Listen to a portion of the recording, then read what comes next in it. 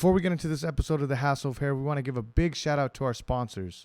First up, we have Castro's Pool Service and Repair.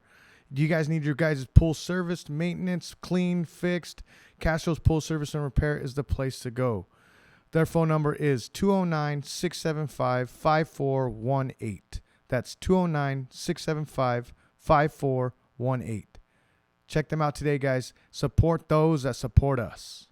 This episode of The Hassle of Hair is brought to you by Nasty Tattoos, a Los Baños tattoo shop located on 555 I Street. That's 555 I Street. Go check them out, guys. All my tattoos are done by Nasty Tattoo artists. They also do body modifications. You guys go check them out. If you guys need to book an appointment, call the number 209-489-4655.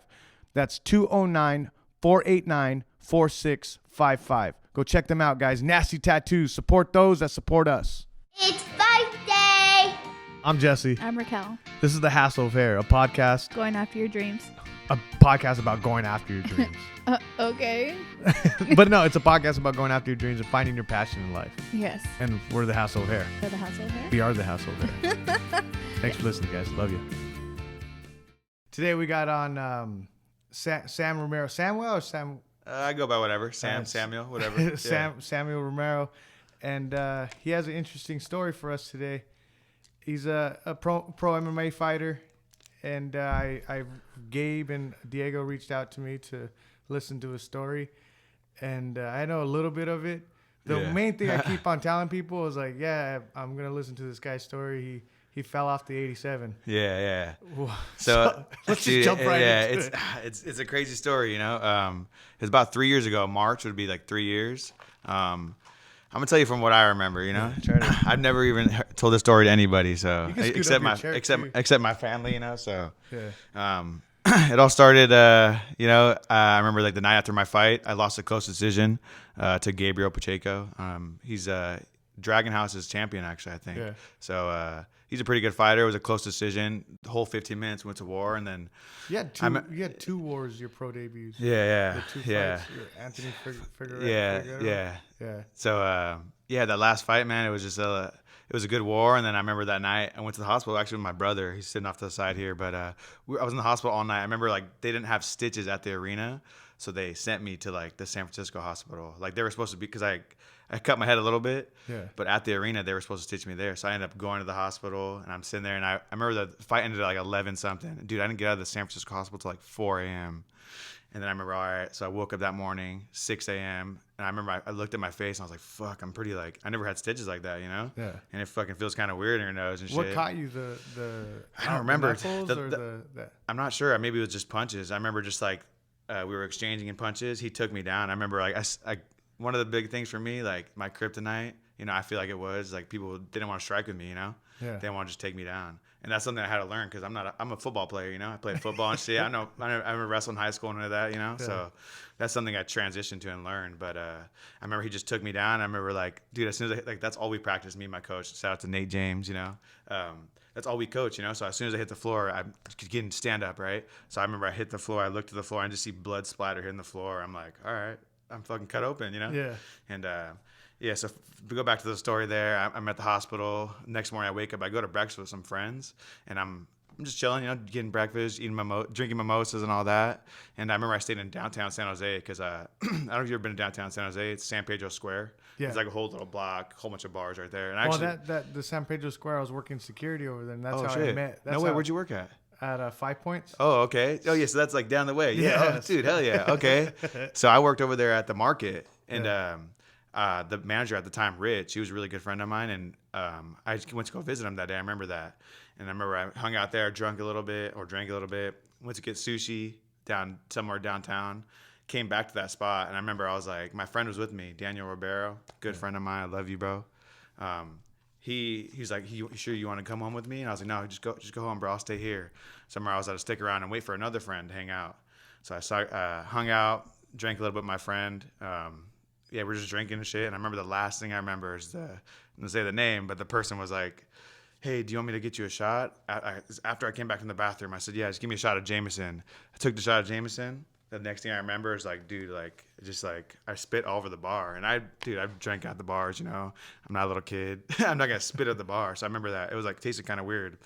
And the next thing I remember, the last member I have is waking up that Wednesday, and dude, like I sat up and the nurse was right there, and I'm like, I have a tube in my throat, and the doctor's like, they were like shocked, they almost saw me, and I was like, I looked, and then like they pressed this button right there, and I remember I fell back asleep. And I woke back up again, and the tube was out. And I was like, "What happened?" But every time hold on. It's crazy, bro. It's crazy. Hold on, So did you get blacked out drunk?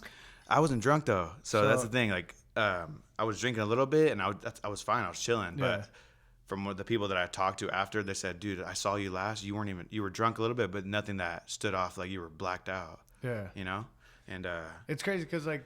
I mean, you've been hit before. Have you ever bro. had a concussion? No, not that I know of. Okay. I mean, football, Even football but too? Yeah, nah. So I've been blacked out twice. Yeah. And it's crazy because like number one biggest concussion I had. I was playing tackle football when I was 13, and I was blacked out for like my buddy said like 10 seconds. I was out. Yeah. And it's crazy because I woke up and I forgot what season it was. Like my brother came up to me. He's all, "Hey, who's the president?" Yeah, well, no, he's all, "What holiday's next?" I said Easter. It was like literally Christmas was next week. Yeah. And then I forgot what I ate for breakfast. Damn. Which it wasn't like I literally forgot like parts of my life. Yeah. Like, you know what I mean? Like it was so. It's pretty wild because you probably forgot when you woke up. You remembered nothing from that day. Nothing. Like it wasn't even like it. I was trying to think like about what happened, but I couldn't even like just gather my brain just because at the time I did wake up. I was trying to talk when they took the tube out finally. I was like, "What happened?" Every time I would talk, it felt like someone was like scratching my throat. I was like, "What happened?" They're like, they found you in the river in 87 Guadalupe, and like, dude, I looked down at my legs, bro, like. I literally felt like Darth Maul, bro. Like from my like legs down, I couldn't like move. And they're like, "Yeah, you were hurt." And then I was like, just kind of tripping out. I'm looking around the room, and that's my mom came in, and so okay, yeah, so like yeah, bro, yeah. So I always have like crazy dreams where I can't move, or I have like sleep paralysis. Yeah. And I always my heart rate starts going like this. When you woke up, were you scared? Where your heart rate was like this? No, I was like I wasn't scared, but I was just confused more about what happened. I was like, wait, they're like we found you, and like it was another whole nother day. Like I remember the last time I was hanging out drinking with my friends at night. Yeah. And all of a sudden it's like I'm in like bright ass hospital. I'm looking, and they're like, "Yeah, you were found. This that." I couldn't move my legs. It just felt like, dude, it felt so weird. And then like even just like you roll over to grab your phone, something like that. Like, dude, I had to like make sure you're talking to I had to reach up and grab like bars, like reach up, grab bars, and just kind of move, like even just to slide, it's just a turn. Yeah. And so that was like the hardest thing for me, like just relearning everything. Like I had to relearn how to put my socks on, relearn how to fucking put my underwear on. I cuss, right? Yeah. Okay. Dude, I had to fucking relearn how to do everything, bro. It was like the hard, even just take a shit, bro. To be honest, you know, like relearn everything. You know, it's so hard. It's crazy because like I always think about this, like especially like having a family and like people that I'm supporting. Like I always like have like bad dreams, like nightmares about like going into a coma. Yeah. And then being in a coma, I'm awake, but I can't move or anything. Like, yeah. Like, so you could barely move, and when you first go back to when you first woke up, like who told you, like how did you like what happened from there? So when I first woke up, it was just doctors talking to me, and then my mom would come in, and people were just visiting me. I didn't really like understand what happened, and then that someone was like saying like, "Oh, you were found in the river, this that," and that's when like dude, like news people were coming to talk to me. Because it was like this is all the same day. Yeah, this is like so over the next few days, right? People are just talking to me, and then like after a while, my mom's pretty strict. Shout out to you, Mom, I love you. But dude, she was like bossing everyone around, you know, making people line up and everything. And I don't really remember much after like because like dude, they had me on this thing. It was a button. It looked like a little nuke button, but if I press it, bro, it was some strong shit. And like dude, I was like, you know, because I had like severe nerve damage. My brain was just bladdered, like, you know. So like I had that button. I don't really remember much after that, but I remember they transferred me to a different hospital. So you were in and out of like memory when you were barely waking up? Yeah, dude. And like I was going in between two hospitals because one of the hospitals they brought me was Valley Medical. It was like an ICU, it was a trauma. So they brought me in there, and that wasn't my hospital. I was at Kaiser, but they brought me in there, and I was there for a little bit, and then they switched me back to Kaiser. But this is the thing, bro. Like when they switched me, like I don't know if they had like workers that were like just got hired, but dude, like I have a scar right here, but I remember they moved me, and when that tube fell out of my fucking like body, and I felt like Darth Vader because I'm like, and I hear my breathing through the tube. Like, dude, that was like it was painful, bro. Yeah. I've never. Yeah. So I've seen the news articles. And this is like transferring me like as a patient, you know. It was bad. Yeah. Okay, so before we get into that, like, so what was like your diagnosis? Like, what were your injuries? So you woke up, you have a pipe down your throat. Yeah. And then, so what was your injuries? I didn't really hear about the injuries to be honest, till like months after I got out of the hospital. They know that I was like, they told me that I was like broken my spine, but I didn't really understand like what was really happening. Yeah. They're just like, you know, we had to do some emergency surgeries. I had about 5 surgeries the whole time just to keep me alive. So when they brought me in, actually, this is the crazy part. So I'm gonna go back to. Yeah, just keep on going. Yeah, I'm asking too many. That's all good. I'm gonna go back to where I was found. So. Yeah. The person, so I would have never been alive right now talking to you if this guy, his name is Brian Healy. He's an older guy. I actually have the GoPro of the video finding me in the water. Like this fool leaves his house. He's riding his bike, right? And this is how I was discovered. So he's riding. Dude, it's so scary. He's riding his bike. He pulls over his bike. He takes the GoPro off his bike, puts it on his helmet, and he looks around. He's like, oh, fuck. And then he pulls out his phone. He's like, hi, I'd like to report a dead body. And then he's looking out, and he just the camera pans to my body. I'm in the river. I'll show you after this, but yeah. I don't even know if I'm ready for that. I'm laying in the water, bro, and like, dude, like, so I fell, right? But as I fell, I almost like was laying in my shoulder like this, like. And the water, I was in a river. The water was flowing for 10 hours, I guess, that they were saying. The water was flowing underneath me for hours. But he calls and he's like, to report a dead body. And then there's another dude like yelling at me like, hey, buddy. He's saying that to me. And all of a sudden I'm like, I'm still in the water. And then he basically just called in. And then that's when everyone found out I was in a river. And like this guy, his name's Ryan. He's like one of the guys that was like talking to me and found me. So they came to pick up my body actually. Like they thought I was dead. Like I was ready to get put away. So no, dude, it's all good. No, yeah. It doesn't seem real. That's what I'm saying. Like, but so he came to pick up my body. He said like the only reason they didn't pick my body up is he's looking at me, right? And he said that I was in this position. He said I started moving like. He said I just started moving. He's like, he looked like a zombie almost, right? And he's like, hey buddy. He's like yelling. He's like, hey. He screamed like he was like screaming like hella loud in my face. Like, so was he yelling because they thought you were dead, right? So was he yelling because he was shocked? Yeah, this is the guy that so he was yelling because he saw my body move. This is the fire department guy. So the guy that found me in the GoPro, he called the fire department. This guy, the younger cat, I actually met the guy that saved me. His name's Ryan. But he's the one that called in because he's like, oh, they're coming to get me because there's a certain amount of water, he said. So they had to call in a special team. Like there was a certain amount of inches of water, right? Yeah. Like in the river, I guess. So they couldn't just walk in there and grab my body. So they had to have some special guy come out. But he came to my body and said I started moving. He's like, hey, he screamed up to his captain or whatever, who's ever up there. He's like, he's alive. And then like they came and fucking rescued me and shit. Yeah. And then my mom said that they brought me to the hospital and like they couldn't operate on me because I was so cold. Like I had like hypothermia and like they basically put me on like a table to defrost like a chicken, you know, just so they can like just so I can get back in there. Did you have your clothes on, all that stuff? So dude, my outfit that night, bro. Dude, okay, so that night, bro, I had a brand new Mike Tyson shirt. It was nice, bro. I had some like nice joggers on and brand new like white Converse. Yeah. And I had my whole outfit in the river. But when they found me, they cut it all up. But I actually kept the shoes. I have them at home. I call them my Survivor ones, you know, my Survivor kicks, you know. But dude. So they took off all my clothes in there. And after I defrosted, they had 2 surgeries. There was one on my back, and I have a stent in my heart too. So they had flipped me over. Yeah. So it was 2 surgeries, and then I have like screws in my pelvis too. So that was like days later. But I think I woke up like before my last surgery. I woke up. That's when I was like aware where I was at. Yeah. I was like looking around.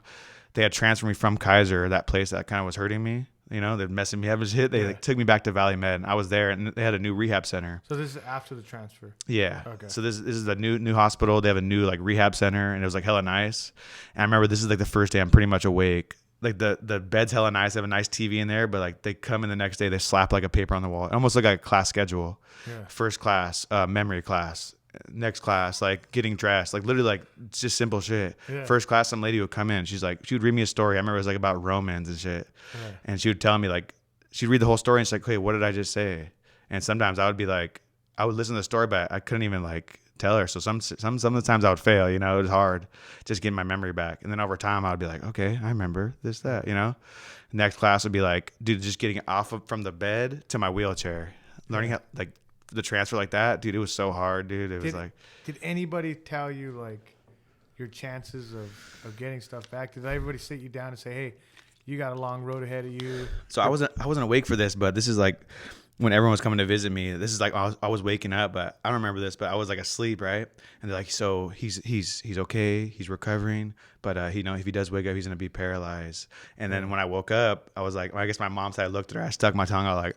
And I started like, she's all crying. Yeah. And she said I started moving my feet. And so Yeah. like, I was like, he ain't paralyzed. He's fucking moving his feet, And yeah, so that, dude, like my leg's still numb. My whole left leg, like it feels like a giant like sleeve boot. Like I can still walk and shit and I can still like train, but dude, it's like, it feels weird, but like It's heavy. Yeah, hella heavy. But like back then, dude, like both of my legs didn't work. So like just doing that was so hard, dude. Like learning everything was so hard. So when did you get to a point where you wanted to know what happened? Because that's a lot of trauma, and you're trying to figure out how to eat again and like all that shit. So to be honest, like in the hospital. So like in the hospital, like not only did I go through an injury, but my girl at the time, my girlfriend, she's my fiance now. Yeah. She tells me I'm having a baby. So I have a 2-year-old daughter now. So like I get up from this coma, I'm fucking, hey bro, your career's done, but also you have a baby, It's like, I remember like, and like, my family members were sleeping in the hospital because I couldn't, dude, like my bed was like so uncomfortable and shit. But like, I wouldn't sleep some nights, bro. I would stay awake for 2 days straight sometimes, bro. Just thinking like, I just got killed like 2 days ago, like in my head, like, So, but these people would stay with me and my family. And I would just think about that. Like, I'm just looking at the ceiling like, damn, I'm going to be a dad. Like, I was just scared of everything, Like, I don't know how, like, what's going to happen next. Like, damn, I had a pretty good career. I wasn't no Conor McGregor, but I was just starting, I had sponsors and shit. And it was just crazy, the whole thing happening, But yeah, man. I just So like when did anybody tell you, hey Sam, like someone pushed you off the 87, something, you got drunk, or did anybody have any story for you? So once I got out of the hospital, I was just at home in my wheelchair, and this is where like my brain was like just going. I was still like kind of out of it a little bit, but like the cops weren't helping me. So the cops were like, they said they interviewed people, this and that, but nothing came out of it. So that's when I took shit in my own hands, because I know like the bartenders down there were like, you know how the block is, everyone's kind of like tight knit. Yeah, it's a community. Yeah, down there. Yeah. So like I knew people like, and not only like that I was with that night, they knew those people that I was with. Yeah. So without saying names and shit, I would like, these people would tell me like, oh, the last thing I seen is like you walked in the parking garage with these people, and the next thing I know, these other people at the bar, and they're by themselves. Yeah. Sounds like kind of bitter bladder right now, but. So are you hold on. Yeah. Were you friends with those people back then, and are you still friends with those people? I was friends with them, and it was just more like just the block shit, just like, hey, what's up, man? And then that night, I guess, I don't know. I guess they that's the last thing I remember. Did you get to any like arguments? Not arguments, but I guess the certain individual felt some type of way, and I was like jumped pretty much by like multiple guys. And that's kind of why, like, so for my fight that night before, I had just scars on my nose and a little bit on my eyebrow.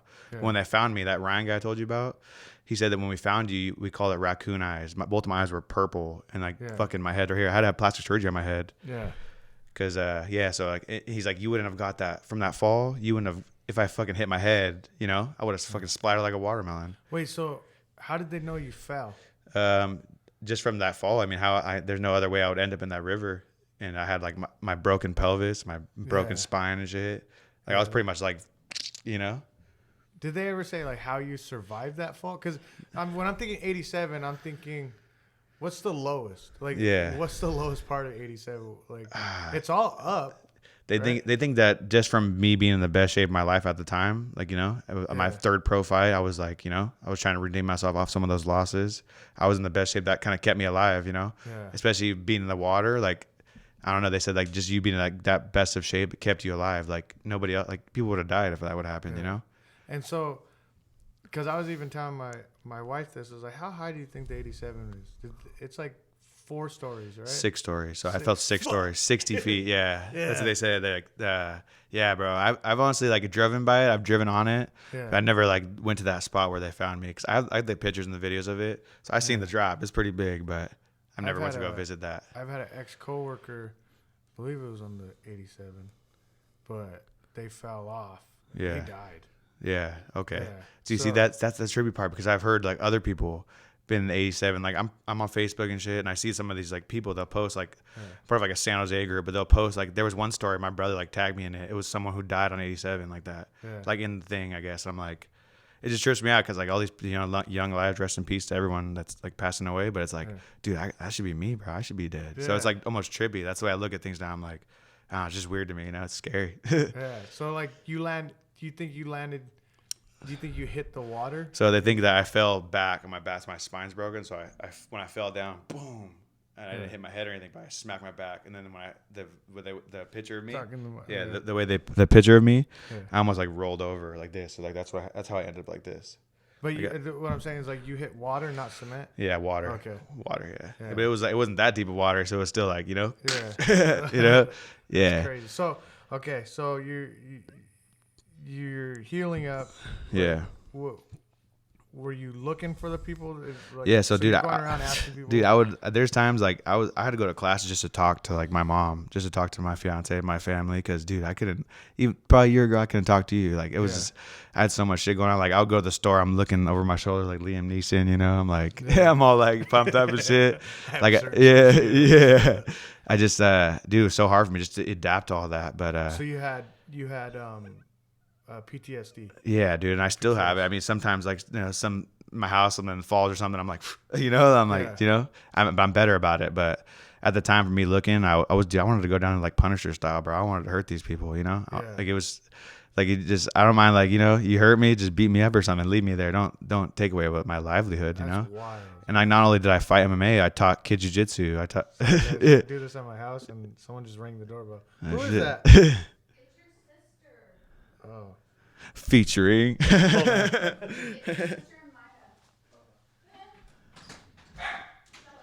said 1 o'clock.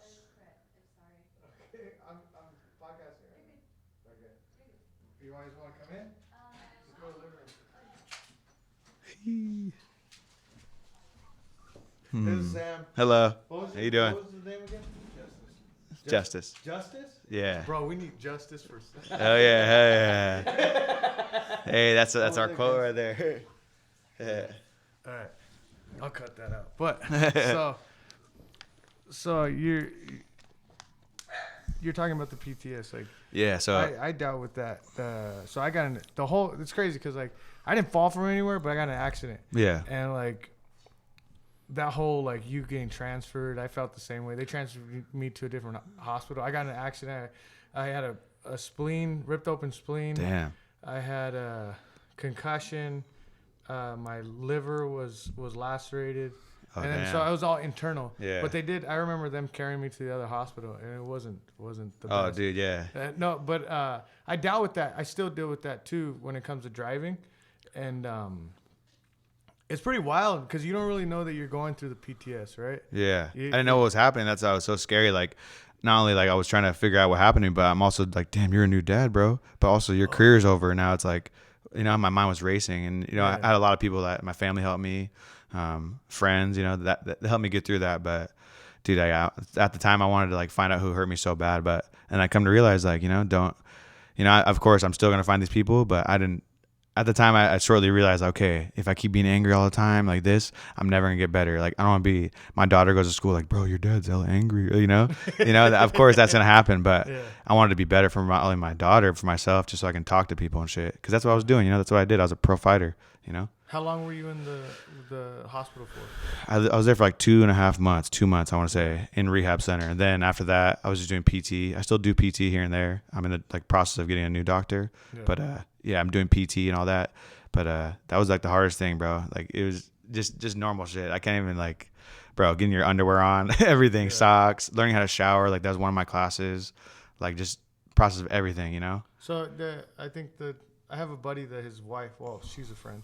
She's a neuro, deals with the brain, right? Okay. I forgot. She's a brain doctor. Yeah. It down. Yeah. And she said you're not like, cause like with our muscles and with our body, we could like regenerate, like make it new, and it could heal, right? Yeah. But with the brain, like you're finding a different avenue. Yeah. Like, so my brain knows how to send like Sending those waves out. Yeah. Close my hand. But if that gets destroyed, and then it finds other avenues to figure out how to do this. Oh yeah. So like you're just Dude, yeah. teaching your fucking brain. Bro, even just walking, it was so like, yeah. So when you're learning all these new things, is it repetition? Yeah, so like I remember some of the classes were just like even just lifting my leg on my back, right? If I was on my back, lifting my leg up like a leg lift. That was just one of the things. Moving my toe in circles, moving my ankle in circles, like just little things. And then the final thing was getting me to stand up. That was the hardest part, bro. Like I remember like I don't really quit at much stuff, but dude, like that was so painful, bro. It was like from my neck to like the bottom of my heels, bro, just like static, like zzz, like it hurt so bad. So I seen those movies where people like they try to walk and they're just Yeah. like pissed off and they're hurting. Like, is it really that hard to, yeah, like, well, I told myself like if I can get to myself where I'm gonna walk her, I'll just be like clay, you know, just like, you know, like a piece of clay, trying to chip myself away, work to get better. Yeah. So that was my goal ultimately, to get to the walker. But getting to the walker, dude, just like I remember they had these like 2 parallel bars, like the silver bars, and I had to grab on them and just like standing up. I remember the first time I did it, I was like Bambi, dude. I was like, my legs were like, it was hard, bro. And yeah, it was just like that was the hardest thing for me, just getting to stand up. But because I keep thinking of, sorry if I keep on cutting you off. No, you're good, bro. You're good. So many fucking questions. Nah, dude, ask away, bro. I'm here. So, I'm here. Like the way I think of it is like I'm lifting weights or I'm working out. Like when you're getting to that last rep and you're like shaking, does it feel like that?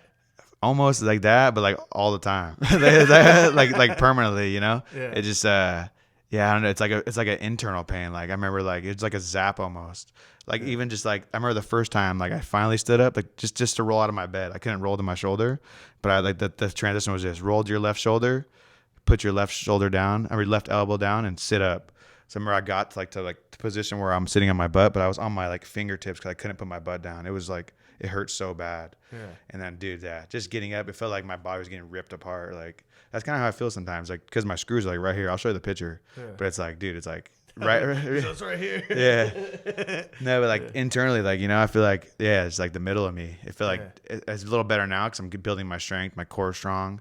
But at the time, like, dude, like I felt like I was like 2 people split in half. It felt so weird. Like you feel that, like you feel it, like you're trying to stand up, you're like, you feel it, you know. It feels weird. But I'm stronger now. I mean, it still hurts, but that's why I'm thankful I'm kind of strong, you know. And so you get out of PT. You're like trying to. How do you get back to normal life after that? Dude, it was hard, man. I remember like I got to the walker. I wanted that point, just like kind of just like, so I know if I get to that point where I can just drag myself around, I'll be like, all right, I'm strong enough where I can move. But it was hard, bro. Just being in the walker, like I was in that. We're in a house now, but I was in an apartment at the time. My mom and shit, because I live with my coach Andy. So he's my striking coach. I stayed with him for years, bro. And While you were hurt? No, this is before. So before I got hurt, I lived with my coach Andy, and he's an older guy. You know, I want to put that burden on him. It wasn't a burden, but I got hurt, so I moved back to my mom's. But dude, Andy took a lot of care of me, man. Like that guy, like, bro, I probably wouldn't be like the person I am today if it wasn't for Andy and Nate. These guys, like, they changed my striking game. They changed who I was. Like, you know, I was a young cat. Like, I known Diego since I was like a teenager, right? And I think everybody's Diego, dude, right? Yeah, bro. And the first time I met him, sorry to get sidetracked, You're but fine. But Diego at the time, his friend Matt, or my friend too, Matt Berman. I was like 17 years old, dude. That's one of the first times I got socked in the mouth. I was bleeding. But that, like, I remember Andy, I met him that day. He said, hey, you mind if I show you some tips? He taught me just like basically like a counter or something. And I was like, and I was like, oh, it kind of worked. And, you know, and I was like 17 years old. And ever since then, like, I was training with him. And I remember I lost my first title fight, my first amateur fight. It was a pretty close fight out in Salinas, and he's like, "You want to just stay with me? You can live with me, you know. I'll just train you full time." And it was cool, bro. Yeah. He's like an older guy. It was dope, like a movie. I was like, "Damn, hell yeah!" So I moved in with him, and yeah, he changed my game, bro. But isn't it crazy? Like you're talking about that, right? Like you're talking about how this guy came into your life. He changed your striking game, yeah, and then but he like, I mean, a cup half full, right? Like so. He got you to a point where you were fit enough and in shape enough to overcome you falling from fucking and 6 stories. And that's what, like, it's crazy to me. Like, I'm so thankful for that, because that, even just like besides fighting, you know, like just life, that kept me like, okay, you just got fucking murdered, but you just do this, bro. You're gonna be a dad. Like that shit pumped me up, you know. And like that, like just like little things that he taught me, I carry that shit to me today. So, but like at the time I left his house, you know, back with my mom, and it was just so hard to maneuver, like with my walker and shit, like just everything, getting into a car, bro. It was the hardest thing for me, but it was like, it just relearning it. And over time, it just became easier and easier, you know. Yeah. And I still struggle, fucking dude. I feel like Mr. Incredible in some cars. I'm like, you know, just because my back, the way my back is, it feels weird. But I adapt. Yeah. So that's wild. Like, yeah. So you're adapting. You're learning how to live life again. Yeah. And it's crazy because I was working with the fighter, and we were talking about adversity. Mm-hmm. Adversity, like, so they were in a position, right? Yeah. They were in a position that's it was a mount position, and it started getting to the end of the day, and it was the last rep, the last round. I was like, the bell rang, and I was like, basically, I said, you're gonna stay there, you're gonna get up and get out. Yeah. Or you're not going home. Yeah. Like, that's how you're going to go. Yeah. And like we ended up being there for 15 minutes. Oh shit. And it's just tired, right? Yeah. Just tired, and then so the sparring partner was on top, and we didn't leave till they got up. Yeah. And it's kind of like even halfway they got to that point where it's like, this sucks. I'm hurting. Like I sometimes you need that drive though, you know? and complaining, you know? right? Yeah. Complaining and pissed off, and then, but at the same time, it's kind of like no one's gonna do it for you. Yeah, yeah, like, you're there, bro. Fucking walk for you, dude. Yeah. Like no one's gonna walk for you. No one's gonna to learn how to fucking eat again, how to wipe your ass again. Yeah.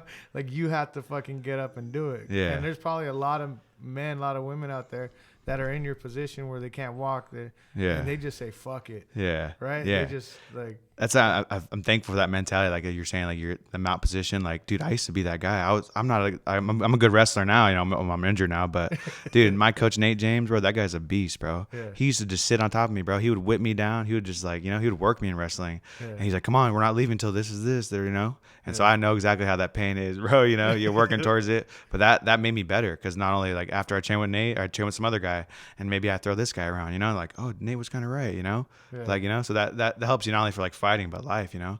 I carried all that shit till this day, man. It's still, you know, still with me. Do you think that if you weren't fighting and stuff, how do you think it would end up being right now? Fuck, man, I don't even know. I mean, I was playing football. I played at De Anza for a little bit. Yeah. I played in high school, and football was cool, but I mean, I don't know. I feel like I don't know what I would do. You know, I like to cook. I like to play video games, but I don't know. I feel like fighting. I started fighting when I was 12 years old.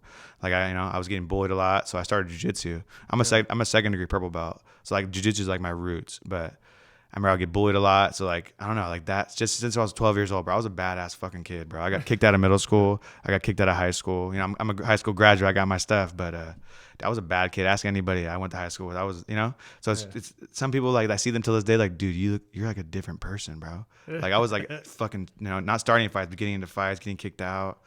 But I don't know. I feel around bad people? A little bit bad people, but just like I was just like a rowdy kid, you know. I don't know. I was a crazy guy, but yeah, that all that fighting, I know that like it shaped me for who I am, you know. And there was this one coach in high school, dude. Like I was playing football, I was getting bad grades. I was getting like fucking straight Fs, bro. Like, you know, I was a bad kid, maybe A+ in PE or something. But grades don't fucking. Yeah, I got straight Fs too. Dude, yeah. But this guy, Coach Marcus, I love you, bro.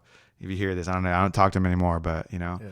This guy, he was in the NFL. He played for the Chicago Bears, Niners, and dude, every Friday, it wasn't really mandatory for some players. It was every Friday I had to bring in my little grade check, and he would like call my mom and shit. And sometimes he would drive me home, bro. He would drive me like that. He's like, I see something in you, and dude, like that that made me want to change, you know? Like I was a badass kid, like being the fucking jokester in class. And then I started doing my homework. He's like, good. Like, you know, just seeing him, like the way he would react to me, like motivated me, you know? And then I went to college. I played there a little bit.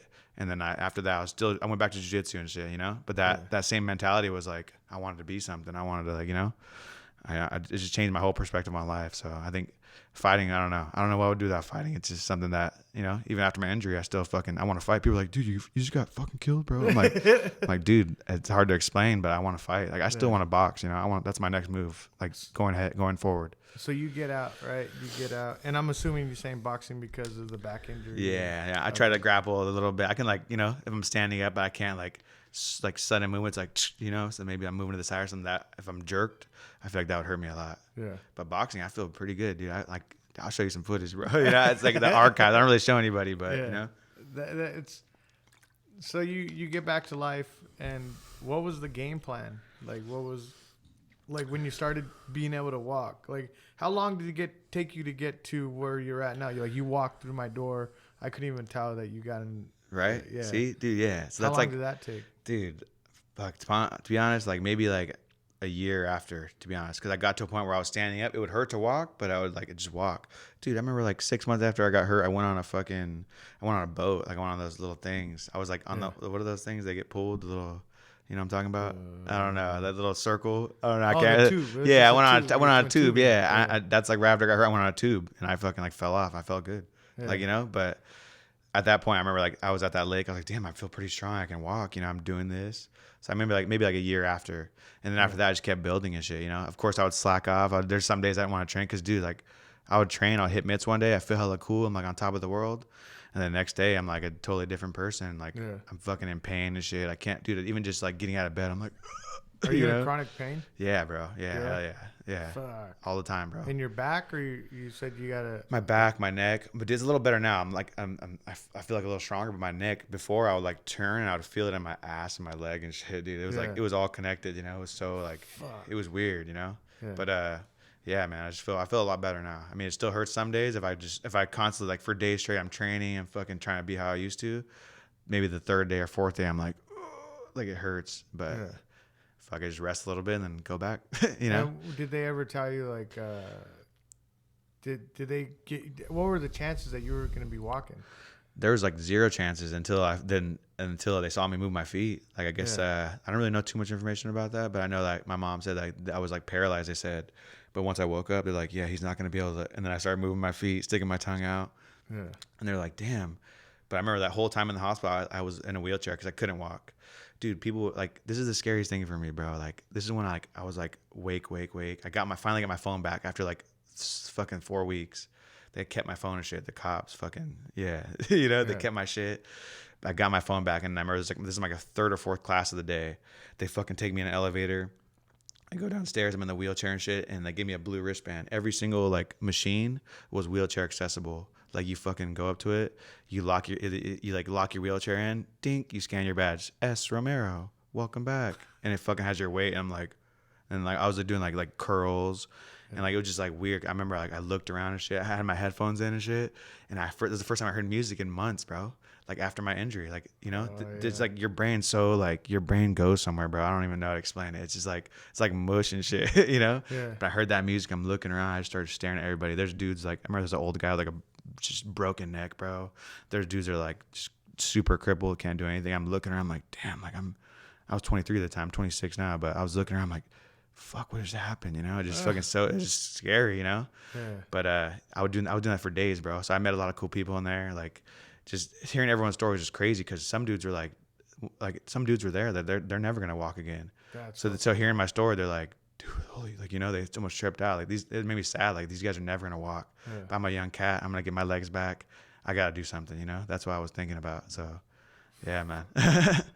But I'm here now, you know. That's why I'm like going forward. Like, you know, I want to be something. Maybe it's like one fight, maybe it's 2 fights, whatever. I want to fucking box, bro. Like that's my next move. Like, you know, like I'm so passionate about it, and it's crazy because I'm like injured and shit, you know. But dude, I love that shit. Like, you know how it is, bro. You're a fighter, you know. You crave that, like, you know. Yeah, you love that. I always say I was literally telling so you gotta love the moments of and it goes with anything, right? You gotta if you're trying to go after your dreams or trying to go after your passions, you're gonna have to love the moments of fucking adversity. I don't want to say that word again, but adversity. You gotta, like when you're in that moment, you gotta fucking shine. Like you gotta say, let's fucking go. Yeah, and it takes a certain person to like think that way, you know. Yeah. That's why like I'm thankful, like, you know, certain people have it. I got it. I'm thankful for that, you know. Fuck yeah. Yeah. And like so, you get out of the hospital and you want to start boxing. Like, what did anybody tell you can't? Yeah, so I mean, a lot of people. I remember like they're like my trainer at the time, my PT. I had a different person. The first person I had, they were like, "Yeah, I don't think that's just your risk. I don't know, you know."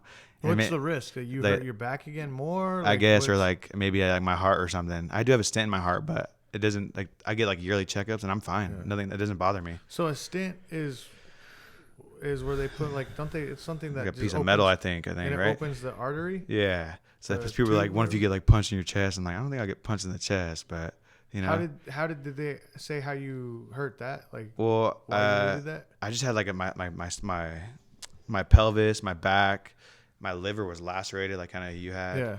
Fucking my body. I think they said I had a broken bone at the time. But I think something was damaged in there. It wasn't a broken bone. It wasn't a broken rib. Yeah. They were thinking I'd had it because like, dude, just moving my body, I'd be like, oh, you know, like it was like they thought I had something like that, but it was like internal shit. But the hardware that I have is my pelvis and my back. That's like the only thing that pisses me off because I'm like, damn, I'd rather be injured for like a couple of years and then have no hardware. But I got fucking hardware, so that's how am I gonna get checked out? You know, what's the road to boxing? Fuck, I don't know. Whoever's out there, whoever wants to help me, you're watching this, you know. Are you going anywhere? I train. So okay. I trained my coach Andy. I just met up with my coach, my jiu-jitsu coach, Coach Eric. I used to teach kickboxing there, kids kickboxing, jiu-jitsu. I taught all that there, and I'm kind of transitioning back to that. I don't know if I'm going to be back there, you know, like full time, like a full fighter guy. Yeah. But I just want to drop back in, box. I'm training there. Last week I went there a few times.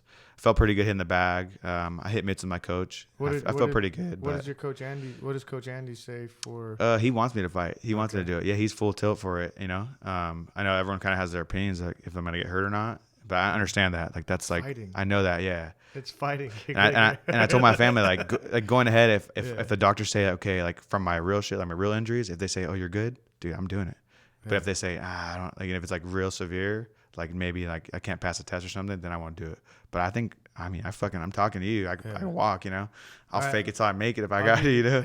I'll give you an ultimatum, not an ultimatum, but like a scenario. Yeah. Let's say they said, yeah, you won't die, like you won't get hurt, but like there's a chance that you might not walk again if you hit the ground a certain way.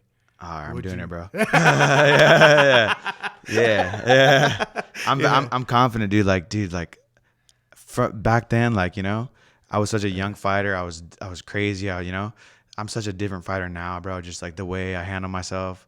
Like I fucking watched hella YouTube for 3 years, bro. I'm dialed in, you know. I'm fucking like, I don't know. I feel like I'm such a different fighter mentally, physically. Like I'm steps ahead of people when I move, just even moving, just, you know, I'm like, I feel so different. I'm like, this is what my coaches talked about when I was younger. Like my coach Nate would always tell me this, like every fight, you're going to feel more comfortable. Every fight. I had smoker fights. I had, you know, the smoker fights, you show up and shit. I had those fights. I had amateur MMA fights. I had pro fights and do that. It hit me back then, but now I was injured, you know, on top of that shit that changed me, bro. The way I think, like, damn, Nate was right. Like, dude, I feel like such a different fighter, bro. Like going ahead, I'm like, I want to fucking sell myself. I want to be out there. I want to fight. I want to show people like my story, you know, that was, you know, coming back from that. Give me one fight, bro. Give me one fight to show you. If I fuck up, I won't do it again. But let me show you, man. And then the two guys that you fought in your pro. Yeah. We fought three, but you fought 3 times? Yeah, 3 times. First one was Brandon Olson. I got armbarred and shit. That was a good fight, but just got caught in an armbar. I remember he was on my back. I went to go like throw him off, like just like, you know, just throw him off me. He was like a spider monkey, bro. He like stayed on my arm and yeah, shout out to Brandon. He posted a lot about me when I was hurt, when I was injured and shit. So that was cool. My next fight, Anthony Figueroa. Dude, the funny thing is, bro, this is crazy. We were actually cousins some way. Like we're cousins. Like I swear to God. So like, you know, Ant Dog's MMA. Yeah, that's his dad. Yeah, that's like my aunt's cousin. like my Uncle John. So, Yeah. his cousin. Yeah. So like That's your some third way. cousin? Yeah. No, he would be your fourth. Yeah, so like so like we're cousins, right? And so like we didn't even figure that out till like after like we got announced. I'm like, oh shit, like my family's like, wait, you're fighting this guy, you know? Like, and it was cool, man. I mean, we still fucking went out there. We put on a show and shit. That was a good fight. Yeah, that's why I said. Dude, I've seen the 2 wars. Yeah, I've seen 2 wars. And the last one, that's when I feel like I was just getting, I got the first one was whatever, getting the jitters out. Second one, it was a good close fight decision. Third one, that's when I feel like I was just like I was there, man. If you look at the footage, maybe I didn't pull the trigger enough, but I felt good, man. Stuffing the takedowns, I was like, damn, this is like I'm doing it.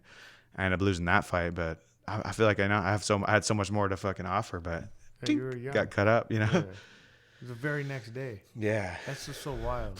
that's just crazy, bro. It's like, dude, I wish I had an opportunity. That was Bellator you fought on. Was it Bellator? Or The was Dragon House. Dragon House. My second fight was Bellator, yeah. So like you're coming off of a pro fight, and then I don't know. It's pretty crazy. Like, and then you wake up in the hospital. Yeah, bro. And then it's just fucked up because like I want to talk more about the story, but I don't want to like there's more like I maybe off camera I'll tell you more, but like just these people are fucking it's just sad. These people are out there. It's fucked up. Like the cops don't want to help me and shit. Like I'd leave them voicemails and shit, bro. I'm a crazy guy. I'd be like, not cussing at them, but like, dude, like this is the time my daughter was super tiny, bro. She would drop her bottle and shit. I'm like, I couldn't even fucking bend down to get a bottle, bro. I'm like, leave voicemails like, dude, like, hey, any update? These guys would ignore my calls and shit. Yeah. So that's when I started doing my own work. Reached out to hella bartenders, the friends that we know on the block and shit. They tell me stories of like the names. So I got the names now. I know the people. It's just a matter of just time and shit. I don't want to. Are you giving this information to the? Yeah. So like going forward, we're still working on it right now, but it's just also almost like I don't have too much, Yeah. It's just I don't have too much to offer right now with the police. So they're like, they're kind of being lazy with it and shit. Like evidence, I would say. So what are you gonna do? What do you want to do more to?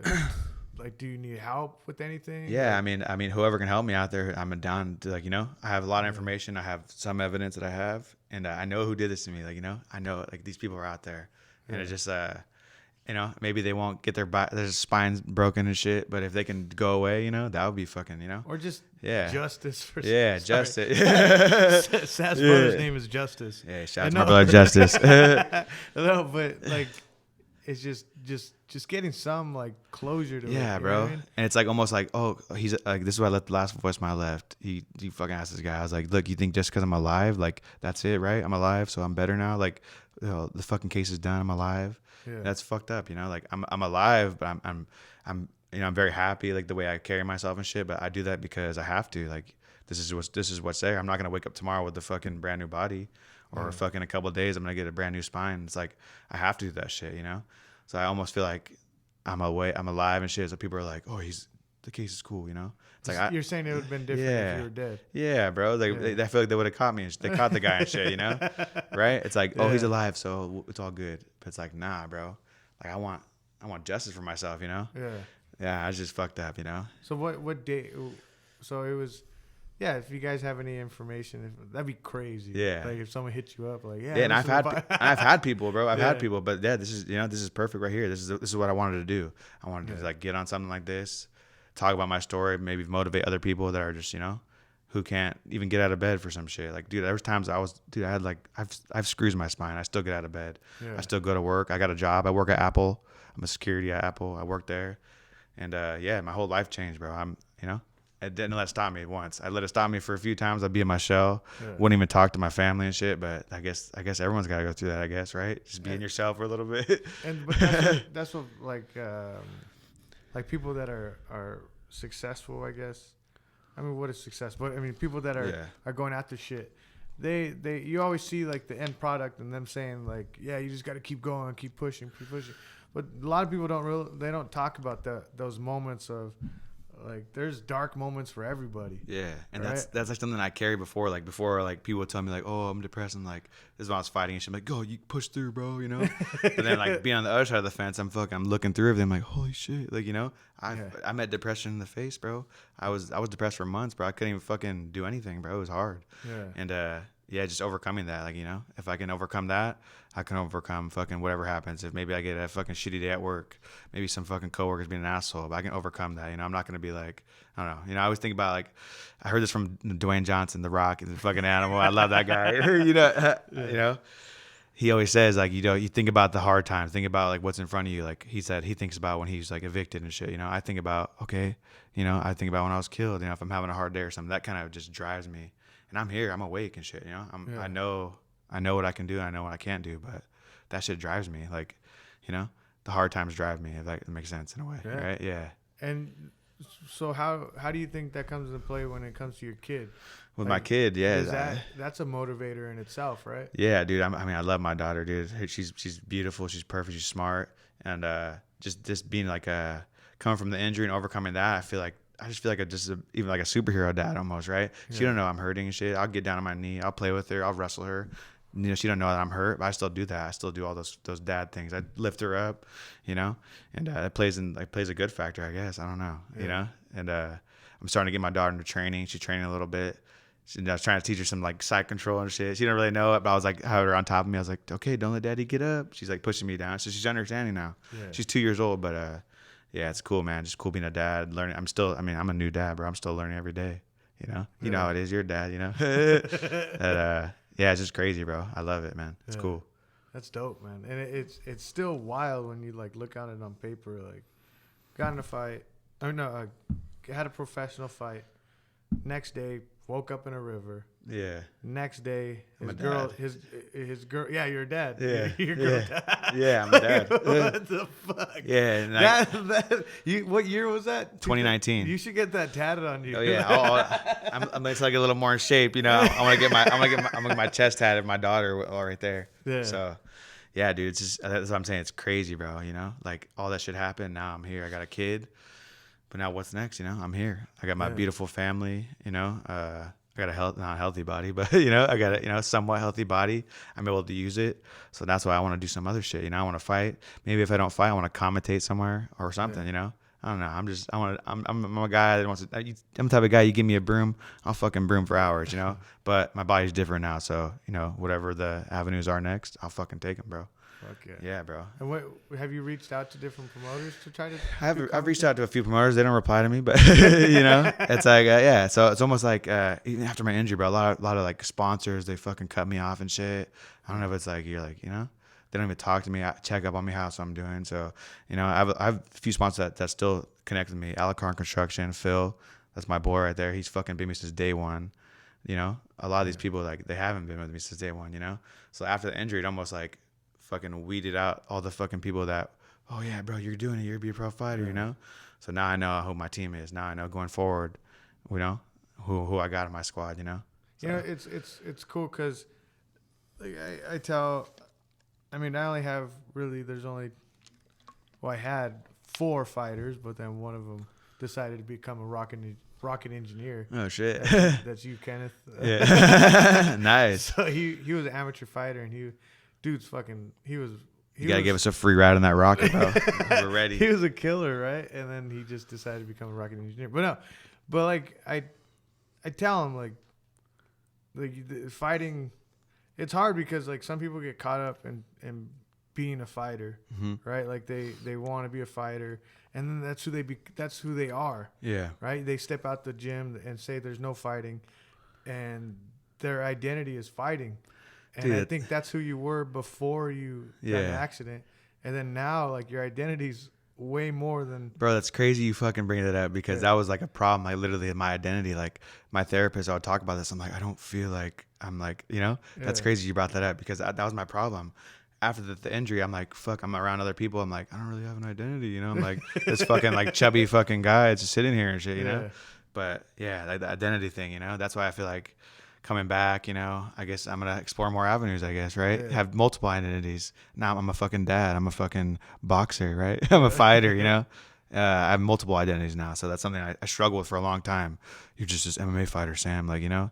And I was like so like down on myself and shit. I'd be like, damn, I fucking got a shitty record, you know. I fucking this happened. I got hurt. No one really cares, but I, like, fuck, shut the fuck up, Sam, you know. Yeah. And the biggest thing for me, bro. Shout out to Todd Duffy, my friend, good friend of mine, UFC fighter. Dude, he helped me, bro. That guy fucking, I chill with this guy. I didn't want to talk to nobody, bro. He's good friends with Andy, our friend. Yeah. He fucking got me out of my shell, bro. That guy, he's like, just come over. And this fool, like, he was messaging me. He's like, come on, come over, hit mitts with Andy. Cause I stayed away from fighting, bro. I didn't want to fucking, I was like, I don't know. I wasn't scared of fighting, but I was just like, so just down on myself. Like, damn, like I felt like I was just there at the tip of the iceberg. I'm a pro fighter. I'm no Conor McGregor, but I'm fucking here, Yeah. You know what I'm saying? I got my foot in the door, you know what I'm saying? And then all of a sudden, now I'm like, damn, I'm all the way down here. Like, I got to work my way back up. But yeah, Todd got me out of my fucking shell, bro. I was able to talk to fucking people. Like, he was a little hard on me and shit, Todd, you're hard on me, but it's tough love, But he helped me a lot, bro. He helped me a lot through all that shit. And he helped me kind of find my identity in a way, again, because I was mute, bro. I was like, I was so quiet, and he fucking kind of dug my roots back up, who I was. He's known me since I was like a young cat too, so. And yeah, it just fucking changed me, Different people after the injury, they fucking ignited me again, bro. I got a fire in my ass again, Okay. What's next? Fuck, like I said, man, I want to box next, I'm not sure if there's any promoters out there who, if you know somebody or whoever, let them know my story, bro. Let them know what's going next. I'll fucking fight anybody, bro. Give me a guy who has a couple fights, I'll fight him, bro. I'm crazy, bro. I just want a chance. If I might know 50 fights, and fuck, maybe that happens, but if I can have one fight, one fight, if I do it, perfect. I even told my girl this. I said, if I have one fight and I fucking fuck up and I lose, I'll never fight again. But if I do it one time, just give me a chance. I've had a lot of nights, bro. I've stayed up days at a time thinking about the moment I come back, bro. Yeah. Because, I was 23. I fucking got hurt. So my birthday's February 1st. The fight was March 24th. I'd had my birthday. I was 23. Got hurt. Blur vision for fucking months at a time, Now I got a baby, a fiance. I'm 26. The month, like, I remember years of my life, baby born or all that. But now it's just like, damn, like years of my life fucking flew by, bro. Like my memory fucking was like mush. So now I'm awake. I know what happened to me, Now I just gotta fucking navigate through it. It's hard, man. And Sam's brother's off air. But, like, do you want him to fight? Yeah. Oh yeah, that's my road dog right there, bro. Yeah, imagine me, but a smaller version. That guy's a fucking beast. He trains too, bro. He's a fucking Do you fight? He just trains. He don't fight, but he's in the gym. Yeah. He's helped me for a lot of my fights and shit. And yeah, he's like one of my fucking biggest motivators, bro. Like this thought came to my head, Of course, I talked to my family and shit, but this like the real thoughts of me fucking getting in there and getting bloody. I talked to this guy about that shit, because it's reality. It's gonna happen. If I get in a boxing fight, this guy's probably gonna fucking punch me, But I'm fucking ready. I'm different, bro. I'm a different fighter now. I'm fully confident. If I can get myself back in shape, I've done some tests and shit, like going through rounds and shit, see how my back reacts. And it's okay, it's okay so far. But I know if I lose the weight, get in better shape, and I get myself just one fight. Have you sparred? Yeah, I sparred a little bit. I don't want to expose myself too much on here, but but no, but me, like, it'd be hard for me to know that, like, no, actually, no. If I knew you beforehand and I was already sparring with you, I don't think I would take it easy. Like, you see what I'm saying? Like, do anybody that's sparring with you? So I actually went to a gym over there in downtown San Jose. Shout out to my boy Joe, Dark Horse MMA, in downtown. It's actually, dude, right where we worked at, right where 87's at. Fucking scary as shit. I was like really scared to go down there because, like, haven't been down there in 3 years, but I went to that gym and everyone's super cool there. And they were hella nice to me and shit about like they heard my story, So when I was moving around, no one was trying to really kill me and shit. But some of the guys were like, they were like, damn, this guy's like, I don't think, and was like that, damn, you can't be hurt. Look at you. Yeah. And they're like, you had some fights, huh? Because I was like, almost like looked like a fucking undercover guy. I'm all chubby and shit. I was rocking a fucking Venom shirt with sweats. I'm all chubby. I got the beard. My hair's long. And they're like, the fuck is this guy, Yeah. And I'm all fucking just like moving, And they're like, you had some fights, huh? So like, that was pretty cool to like see that shit. Because I haven't done that. That was one thing I was scared of. Like, will I be able to do that again? Like, being the, how it is, bro. The atmosphere, you're sparring, you feel good, Yeah. I didn't spar hard and shit, but I felt pretty good. I was able to land some shots. I got hit a few times, but I know if I get myself back there, just like clay, bro, shred myself out. I'm chubby now, just chip away, and I can get better. Yeah. But that's my next move. I want to box and shit, I'm working at Apple now. I'm fucking there. I'm in the mornings, early mornings. But that's like my main goal, bro. I'm at Apple and shit. I'm around. And I'm talking to my friends and shit, but I'm in my head. I'm like, dude, like this is not. You know who you know how it is, bro. You know that fighter lifestyle. Well, I quit. I was 28. like a little bit about me. Like, I was 28, and then I quit my job to just do amateur. Like, I Yeah. only got as far as amateur, Yeah.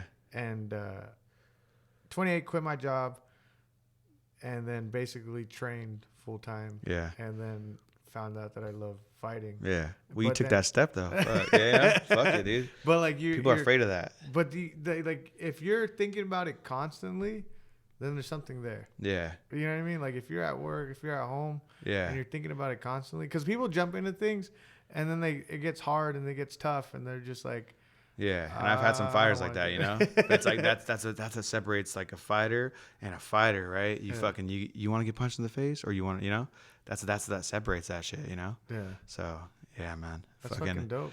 yeah, dude. Do you like? What do you like? Can you run? I That can't was run. my I last can't. question. I can't run too well. I've been going to the gym actually too. Yeah. I finally filled out a fucking membership at a gym.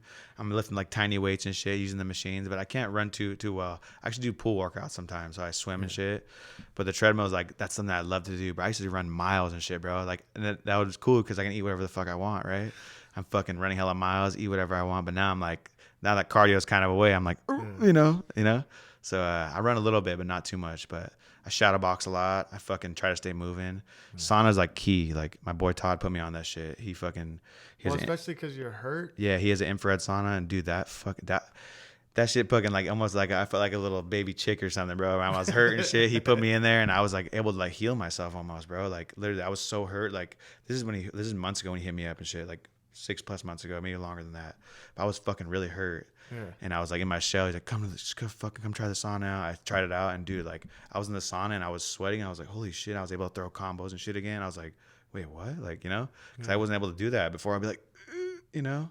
And in the sauna, I felt like I was like, damn, I can fight in a sauna, you know. Yeah. So the sauna is like one of the things I use every day, pretty much every other day or so. If I when I work out, try to fucking cook in there like a taquito and then come back out, you know, get myself all warmed up and shit. And that helps, dude. It helps. Sauna's sick. I love the sauna. Yeah, man. It's already been an hour. Fuck, hell yeah. Is there anything like you want to leave the listeners with?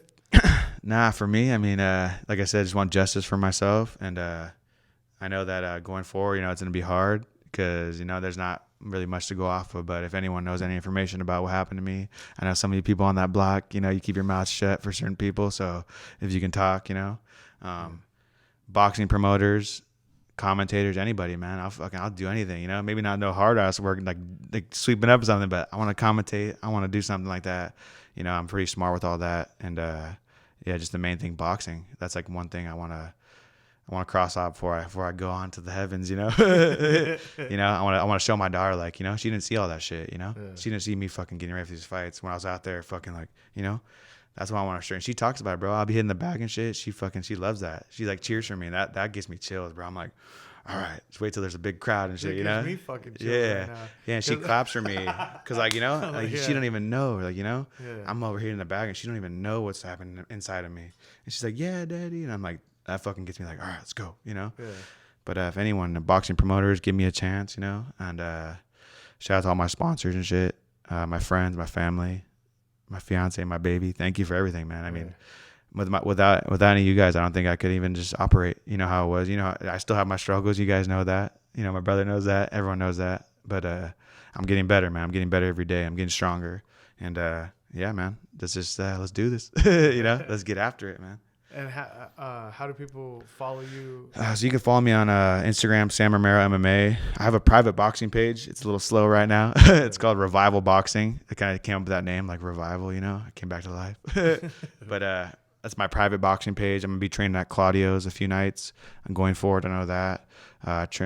With my coach, Andy. If you guys ever want to hit up him and train with us, we hit some mitts. We don't go too hard, you know. I'm injured, so it's kind of a little soft workout. But, yeah. Instagram, Facebook, you can find me. I'm not too active on Facebook. I haven't been on there in a while, you know. Yeah, but different. I have it open. Facebook right there, Instagram. Yeah, man. Just going forward, I wanna evolve in the fight world. I want to change the fight world. And I know if people hear my story, they'll get motivated, you know. Yeah. So give me a chance to just do something, you know. I got a lot on my plate. My story's it's untold, man. You know, like I said, I was 23, got cut up. Now I'm here. I'm awake. So let's do this shit. I'm going for it. I want to do something. I want to be somebody. You know? Hell yeah. Yeah, whatever, man. Acting, whatever. Thank you, Sam. Yeah, Thank you guys thank you, for brother. listening. If you guys have anything to tell Sam, message him on Instagram. Yeah. And if you guys know anything that happened, message him on Instagram. Thank you for doing this, man. Yeah, thank you, brother. It. Appreciate you, bro. Thank Yeah, you. thank you, brother. And thanks, Gabe and Diego, for reaching out to me. Thank to you, go guys. I out. appreciate it, man.